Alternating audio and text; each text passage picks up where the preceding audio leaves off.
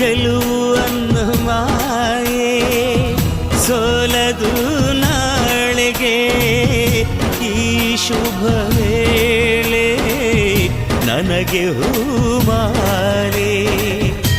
ಗುರು ಇಲ್ಲದೆ ನಾ ಗುರಿ ಮುಟ್ಟಿದೆ ನಾ ಹಠವಾದಿಯ ಈ ಪಯಣ ನಿಮಗಾಗಿ ಅಲ್ಲವೇ ಸೋಲಿಲ್ಲದಲೇ ಗೆಲುವಲ್ಲವೇ ಈ ಪ್ರೀತಿಗಾಗಿ ಚಪ್ಪಾಳೆಗಾಗಿ ಅಭಿಮಾನಗಾಗಿ